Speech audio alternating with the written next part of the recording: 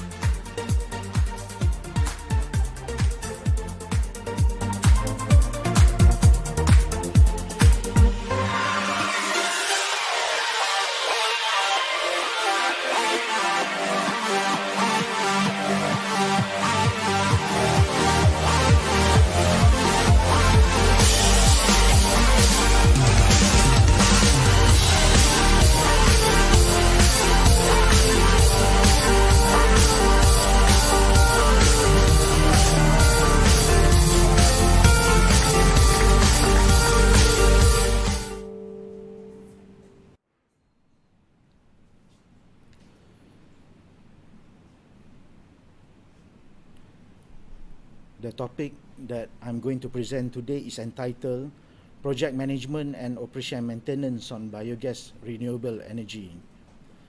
First and foremost, I wish to introduce our role, Concord's role in biogas renewable energy projects. In Malaysia, Concord Group, we are a biogas developer whereby we link up with palm oil mill owners in order to get the feedstock of pomeh. Pomeh is called, the full definition of pomeh is palm oil mill effluent, whereby we take in the pomeh from the mills, whereby in Malaysia currently we are doing and we are operating for some of our clients. We have constructed for FGV Felda. We are now doing construction work biogas plant for TDM. We are also doing for Rizda, and with Malakoff we are doing for Tradewinds currently. So we take in the pomeh from the palm oil mill owner from their mills, and by the process of biogas we generate methane gas, and this gas is captured and then we convert this gas to become electricity by way of a biogas engine. So the electricity that we produce, we will sell this green energy to TNB, and every month we get monthly income from TNB under a FIT scheme which usually runs over 21 years for biogas. This FIT scheme in Malaysia is under the responsibility of SEDA Malaysia. So on our part, we are the project developer, but we have our partners, which is the palm oil mill owner. So what we do, the monthly revenue that we receive from TNB, we will share with our mill owner. If you see, there are few key considerations which are very critical. Before you start or even evaluate a biogas project, you have to evaluate at the preliminary stage, whereby one, is the project viable? Then you have to see, in terms of viability, in terms of the power generation potential of the plant, is it enough? Do you want to do 1 megawatt or do you want to do a 2 megawatt plant? Usually when you do a bigger plant, the economies of scale comes in. Then also you have to see the land availability around the area, and you have to see in terms of the interconnectivity of the power system study, because not all plants can be connected to the TNB substation. So that is also a critical factor. Only after you have gone through this viability process, then only you can go to SEDA and you can seek under a tender to get the FIT quota from SEDA. At the same time, whilst doing this, after you have got, let's say, the green light on the viability, you also need to see in terms of your financing capacity. In this, it means that you need enough cash, enough funds for you to construct the biogas plant and for you to operate and maintain the biogas plant over the 21 years. Once all these are cleared, then you need to come in and formalize all this arrangement with your partners. For example, you have to have maybe, most probably will be a BOT agreement with the palm oil mill owners for 21 years, back to back with your REPA period. Plus, at the same time, you also need to formalize your financial facility with your financial institutions by way of agreement, loan agreement, and also along the way, you may seek additional support from the government agencies, like in the incentives we have in Malaysia. For example, in Malaysia, currently the Concord Group, we have very good support from our financiers, such as Hong Leong Bank. They have been very supportive of us for all our projects until now. Then we also have MDV, which gives us a soft loan under the bioeconomy program. Then we are also a recipient of Teraju, whereby they gave us a grant. Then also the green certification, the My Hijau certification from MGTC, and also the corporate guarantee from the government under the CGC. All this helps for you to start off the projects. The next stage that you have to bear in mind would be the construction stage. Cash flow is very essential here, because you have deadlines, you have timelines that you have to adhere to. So without enough cash, sufficient cash, the project might suffer. But at the same time, while chasing for deadlines, for example, the deadlines by SEDA usually gives you 3 years for you to commission the project. Whilst chasing the deadline, you also have to remember, you have to ensure the quality is up to the standard. The quality of the equipment, the quality of your contracting work have to be of high standard, because you have to sustain for 21 years. At the same time, whilst constructing your biogas plant, just remember, you still have to keep close contact with your stakeholders, because here, when you do a biogas plant, it's a power plant. And when you do biogas plant, there are so many other interested parties, other stakeholders which are involved. So that, like the local authorities, we have like SEDA, TNB, MIDA, your MPOB, DOE, DOSH, they all take interest in your project. At the same time, you also have your financiers. For example, in our case, Hong Leong, MDV, Teraju, because they give you the fundings. So you need to keep a close contact with them so that they know that you are doing something which is right. At the same time, contractors, you also need to pay them on time, because they are the ones doing your contracting work. So you don't want to delay your projects. So that one you have to remember, they have to be paid on time. Then at the same time, lastly, another very important stakeholder is the mill owner, because at the end of the day, they are your partners. You are renting, you are leasing the land at their plant, and they are supposed to get the revenue share, and you are supposed to maintain the waste management for them. So all these are very important stakeholders that you have to bear in mind as you go along constructing and operating over the 21 years. In terms of the ESG factors, there are few things that that biogas comes in and make good. One, in terms of the environment, by having biogas plant, your wastewater management will be more systematic in compliance with the Department of Environment discharge parameters. Also, by having a biogas plant, for you will be more systematic of capturing the gas under your digester cover, because unlike the conventional system whereby it's an open pond system, the pollution goes direct to the environment. By having a biogas plant, you trap it under your digester, and this gas you will convert later to become electricity. And more importantly, by having a biogas plant and you have more RE players, not only for biogas, the more RE players we have in Malaysia, the more it contributes to our national RE energy mix target of 20% by 2025, by having cleaner electricity production as compared to other alternatives. In terms of social responsibility, biogas plants are mostly located in rural areas of Malaysia. So this is where, when you do biogas plant, you can help to improve the living conditions of the people staying there. For example, like Concord Group, what do? We always prioritize, for example, we do fell-down projects. We always prioritize to take in the family of the settlers there to be in our workforce. At the same time, you also can give contracting work to the local peoples around the area. We also do knowledge transfers by giving internship placement for undergraduates. And also, you should also consider, as part of CSR, maybe you can do courses for universities. For example, in December last year, we did a 3-day course at University of Malaysia Terengganu just to educate students on biogas. And on top of that, if you have the capacity, you can also do some organic farming, for example. For example, we plant our own veggie, fruits at our biogas plant. In terms of corporate governance, it's very important, like I said just now, to keep your engagement with stakeholders. For example, your external stakeholders. Your internal stakeholders is very important too, which are your staff. You have to give them the sense of belonging. And also your business partners, for example, your mill owners and your JV partners. Policies and SOPs are also very important to keep it for your internal control to be strong, for you to sustain the 21 years. And employee development, you have to reward your employee for good work, for high performance work, and you have to have a career plan for all your employees so that they know they have a future in this industry. In terms of general risks, basically we can divide into two. One is during construction and one during operation. During construction, you have to decide upfront.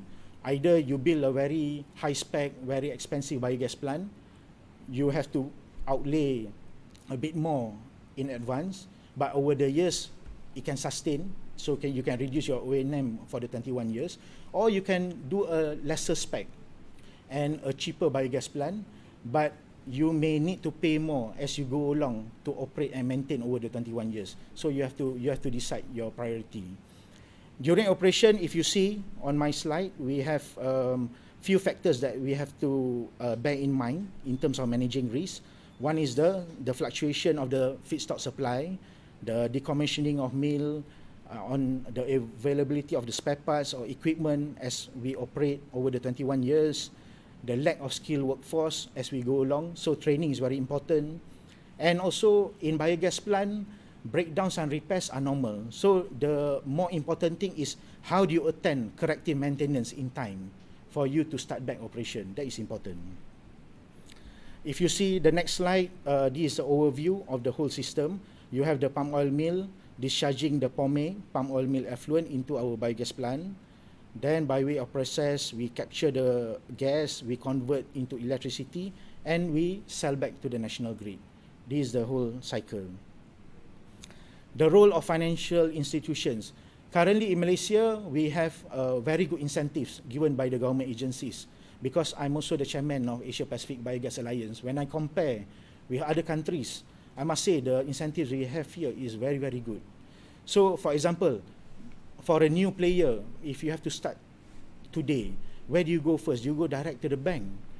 But what I would suggest is that, no, you go and seek your GTFS first. your green technology financing scheme, you go and seek your CGC guarantee first, because without this, even the bankers will be very difficult for them to give the RE funding. But let's say you have the CGC guarantee, you have the GTFS by the government, then they have some sort of government guarantee that can assure them. On top of that, as you move along, you can try to get, for example, loans, soft loans from government agencies. Like we got it from BTP loan under the bioeconomy. We got from Unit Peneraju Agenda Bumi Putra, we got a grant of 15%.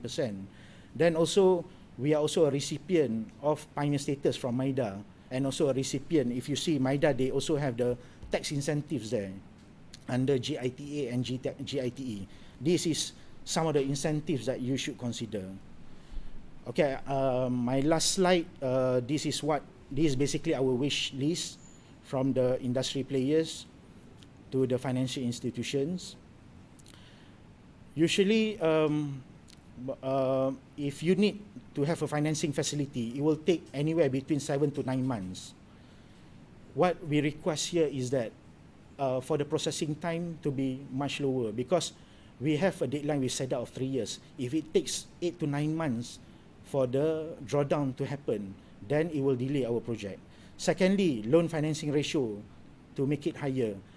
Currently, the banks usually give 70-80%, but I think at least 80% subject to the bank's risk appetite. But if you can give higher, more than 80%, it will help more investors to come into RE projects. Thirdly, as our REPA is 21 years, I suggest to make it longer, the tenureship of the loan, because at least the monthly repayment, the servicing of principal and interest can be lower for RE players, and you can get more RE players come into the industry. Then I suggest to have a moratorium, because usually upfront you have so many costs as a developer, and also you cannot operate at the maximum. So upfront usually you have a lot of obligations that you have to pay out. So if there's a moratorium, especially let's say more than 2 years of moratorium for interest and profit and to be capitalized, it helps RE players like us. Then next one, the last two, I would say banks for RE funds to have a more competitive interest rate, or maybe a fixed interest rate, so that we know the cost upfront, and also maybe can customize the financing facilities, not only like the just offering the conventional loan, but also to come in with sukuks or bonds or whatever instruments there are out there.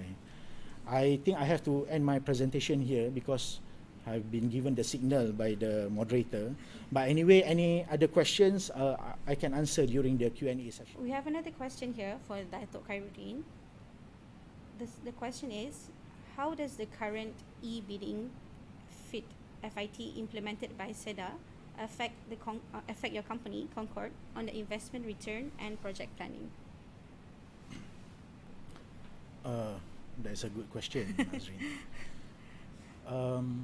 Currently, under the new SEDA policy and framework, I think the policy is very clear, whereby SEDA has advised the RE players, for example in biogas, that they will issue, for example, quota maybe every 6 months. So they have a policy whereby with this policy, we can strategize and aim to get the biogas quota. In terms of biogas quota, as compared to last time, the reason why I understand the quota comes out is because they want competitive players, and they want real players which are going to do biogas from start to the end. It's not a matter of getting the quota and don't complete the projects. So as we go along, we have to remember that FIT may not be here forever, because the FIT scheme is basically to help the RE players for the next few years, for them to incentivize from waste to wealth. But at the same time, they also want to take out all these non-serious players. And with that, RE players, especially even in biogas, efficiency comes in, and efficiency is very important. So let's say for Concord ourselves, we are not so impacted by this because we are quite fortunate. We already have 4 running plants whereby we are getting revenue now. So there is economies of scale that has come in for us. So our cost, as compared to other maybe new players out there, our cost is pretty low because we are sharing costs amongst all our projects. So when the revenue comes in, then it just adds up the profits there. And also, you can also strategize when you are doing under a tender. Then it reflect on the seriousness of whether you want to do the project from start to the end. So you, in terms of procurement, in terms of your strategy in evaluating the biogas plant that you are going to do, all that plays a very important part. Meaning, in other words, what SEDA intends to do is that they want to remunerate the serious players. So, for example, for Concord Group, what do? Nowadays we only evaluate bigger biogas projects. Unlike last time, we always aim for a plant which is with capacity of 1 megawatt, 1.5 megawatt. But now, if possible, we want to go for plants which we can produce 2 megawatts. At least the economies of scale comes in, and also we can be more competitive in tenders. That's my answer. Thank you, Dato'. We have another question here for Datuk Khairuddin. The question is, for GTFS 2.0, it will expire in December 2020. Do you foresee any potential extension? GTFS is very important factor in the industry, because without the GTFS, it's very difficult for RE players, especially when you are new entrants into industry, for you to get the financing required. Because GTFS, once you go to GTFS, you will get the interest rebate, you get the green certification, then you get a guarantee under CGC. All those are very important factor for you to bring and show to the banks that you are going to ask for financing facility. Without this, I think would be an uphill task for a developer, for a RE player to get a loan, because this is infrastructure project. I give you one example. For example, for a 2 megawatt project, it can cost you, the capex can cost you up to 20 million ringgit. So if you do, even if you do 3 projects, will cost you about 60 million. So for you to go to a bank, especially when you are a new player in the industry, for you to get a loan for that much, and you have to put in money, your own money, for about 20% or 30%, then it's an uphill task. And I don't blame the financial institutions, because they have their risks that they have to take care of. So without this risk being taken care of, for example, under the government, GTFS and CGC, would be very difficult. So I believe that the GTFS will still continue under the MGTC, and I hope and I encourage that it has to be continued in order to encourage more investors, especially the new ones, into this industry. For Concord itself, we are also GTFS recipient, but because we have, to some extent, we have achieved a suitable economies of scale, so it gives us the advantage and the track record. We have a track record with our bankers, so it gives us the advantage. But for new players, they need all this certification to help them when they seek financing from financial institutions. Thank you, Dato'. I'm afraid this is all the time we have for question and answer. I see a lot of questions coming in, and I hope somehow or another we will be able to connect the questions, the participants with the presenters, and I'm sure that the questions can be taken and answered separately.